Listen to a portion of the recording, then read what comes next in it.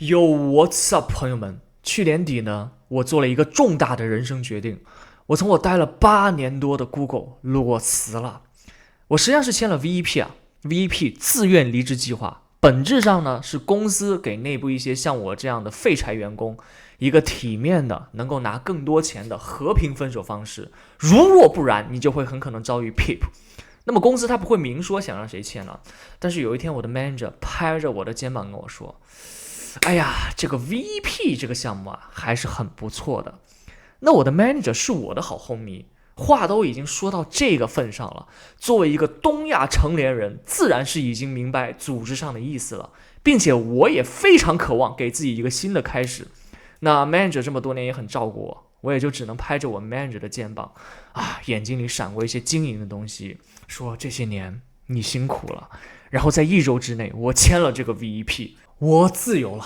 我终于从这个待了8年多、福利好的像温室的大厂里自由了。那按照一般自媒体的尿性呢，我这篇应该叫我从年薪200多万的 Google 裸辞了还要帮你们把这个美金换算成人民币这样显得更多一点，然后再搭配一些成长寻找自己的内心，勇敢按下人生重启键的这么一些 bullshit。但是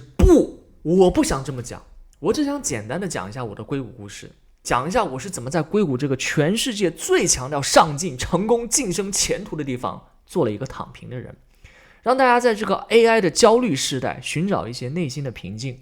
2016年底呢，我从匹兹堡的计算机神校卡耐基梅隆的水项目成功毕业。小伙子是有点帅的。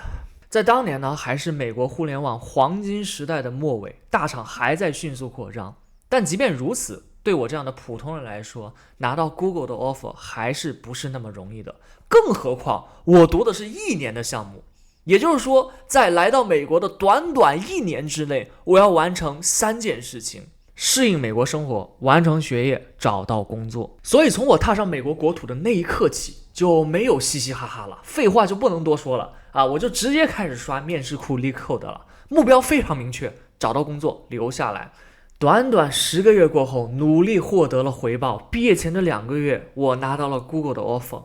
当然了，人生嘛，除了靠努力，还得靠机遇。我是我们项目第2个拿到 Google offer 的，而第1个拿到的是我当时的女朋友。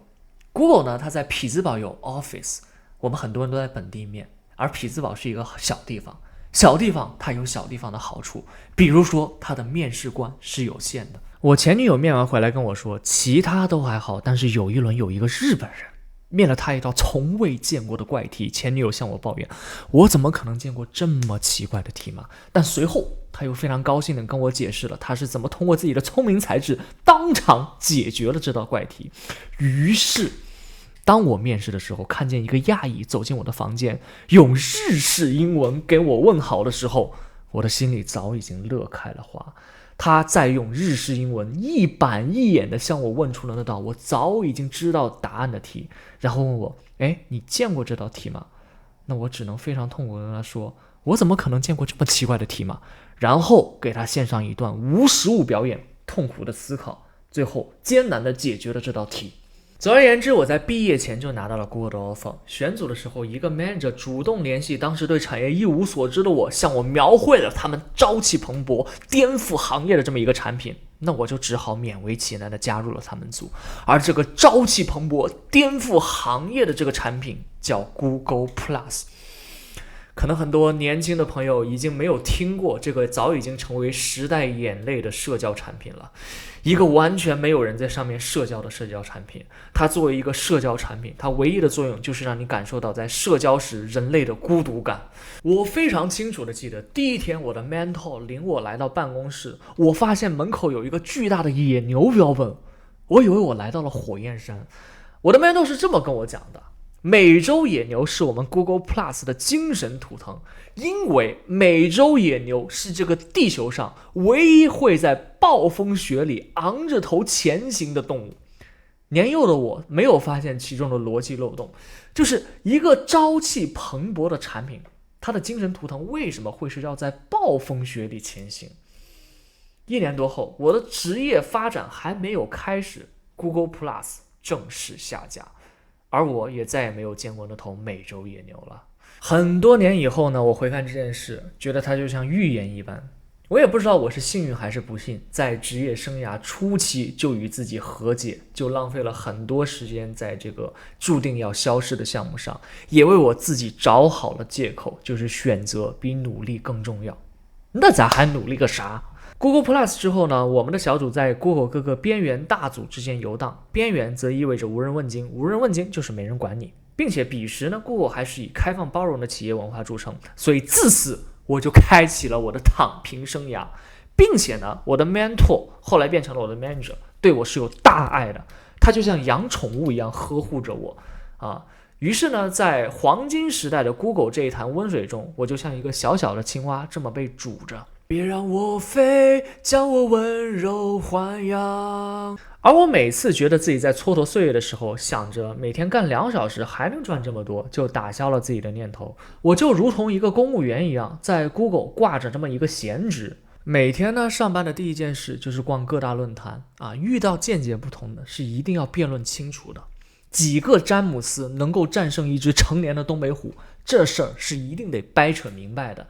有时候辩论变得不得不亮出我 Google 工程师的高薪身份来压人一头啊！网上还会质疑说，年薪100万的人怎么会有时间逛论坛呢？我只能笑笑，我的时间比你们想的要多。每次小组开会的时候，我总是沉默的像一个三体里的面壁者，没有人能猜透我到底在想什么。但是每次到了我感兴趣的事情上面，比如说 Happy Hour 我们玩桌游的时候，组员们就会见识我的另一个人格，我所展现出来的 leadership impact 和 scope 能让我的上级们看起来就像一个刚进公司的新兵蛋子。不是，你连一个梅林你都玩不好，你怎么当的 director？但硅谷的华人工程师圈子毕竟它是传统意义上精英扎堆的地方，内卷焦虑似乎如影随形，无法避免。我认为其中的一部分人他是根本没有把湾区的非科技从业者当人看，硅谷的贫困线被他们从年入20万美金一路说到年入70万美金，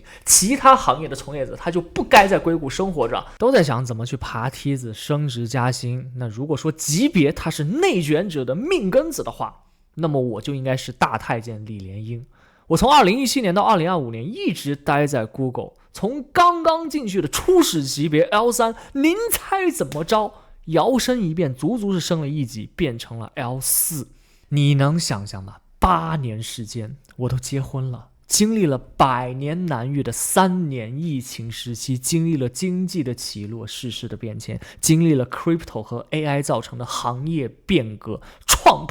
他一个美国总统的职业生涯都经历了2上1下，而我只升了1级。8年时间，我的年龄都已经步入 senior 了，我甚至都不敢斗胆称呼自己为 senior engineer。当时的我人送外号 Google 郭敬明，因为8年过去，时至今日，我还是一个 Google 小4。好吧，我承认这个笑话可能有点烂。身边卷卷的朋友们大部分都升到了 L6， 有的成为 Director， 有的创业成功，有的成了 VP。 每当他们谈起职场的话题，每当他们谈论华人所面对的阻力和天花板，我就只能在一旁如实说出我的困境，那就是我升到 VP 最大的阻力是成为 L5。 我就如同那个我再也没有见到的美洲野牛一样，被掩藏在 Google 不为人知的角落，无人知晓，无人问津。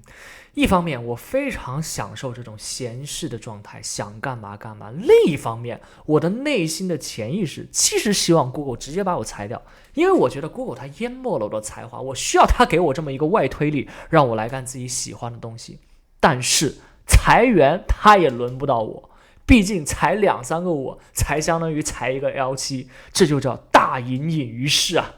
直到这2年 AI 以一种非常快速并且粗暴的方式闯入我们的生活，程序员这个职业第一次比较成规模的陷入存在主义的危机。我觉得要不被 AI 取代，首先你不能活得像个 AI， 你得活得像个人，你得活得像自己，你得找到自己喜欢的事。于是借着这次 VEP 的东风，我觉得是时候了，是时候当那只跳出温水的青蛙，是时候当那个在暴风雪里昂着头走的美洲傻野牛了。那么接下来我会干什么呢？我似乎又感觉到我回到了22岁的那个秋天，我第一次踏上美国的国土，规划着自己的未来。只不过这一次，我的人生自由度拉满了，我不再被找到工作这个单一模块所束缚和霸凌。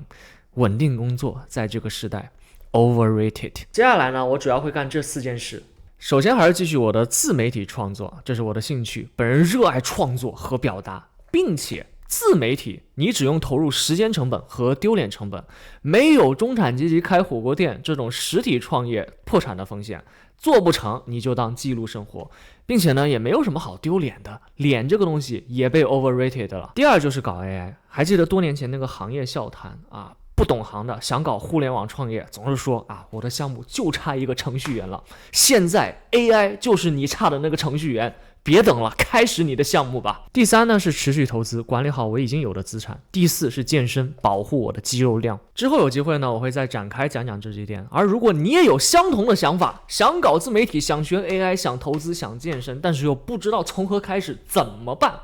问 AI 呀。当然，作为一个负责任的已婚男士，家人的支持也是非常重要的。今年我的生活的另一个变化就是我的老婆加入了 OpenAI， 所以呢也能非常好的从经济和精神上双向支持我。最近非常火的，我在这个视频里大量使用的 OpenAI 的 Image 2， 就是我老婆所在的组开发的，之后也可以展开讲讲。或许我应该开一个硅谷交夫的社交账号。